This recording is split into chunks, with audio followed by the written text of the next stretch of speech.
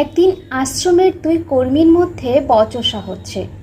হতে হতে রাগের মাথায় প্রথম ভদ্রলোক দ্বিতীয় ভদ্রলোকের মাথায় খড়ম দিয়ে সজোরে মারলেন। মাথা কেটে গিয়ে রক্তপাত হলো।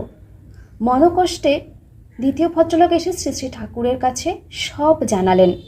পিছনে পিছনে প্রথম ভদ্রলোকও এসেছেন। এতক্ষণে তিনি বুঝতে পেরেছেন তার ওরকম মারাটা ঠিক হয়নি। ঠাকুর সব শুনে দ্বিতীয় ভদ্রলোককে দেখিয়ে প্রথম ভদ্রলোককে বললেন, তুই জানিস নে ওর মা পাগল?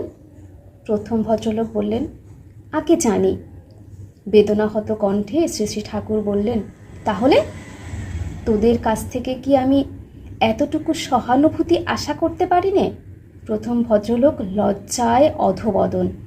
শ্রী শ্রী ঠাকুরের কথাগুলো তার ভেতরটা ওলট পালট করে দিয়ে গেছে।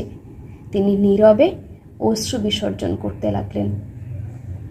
সামান্য কয়েকটি শব্দ প্রয়োগের দ্বারা অপরাধীকে অনুতাপদগ্ধ করে তোলার এমন হৃদয়গ্রাহী উদাহরণ জগতে একমাত্র পরম পুরুষের সন্নিধানে ছাড়া আর কোথাও কি পাওয়া যায়?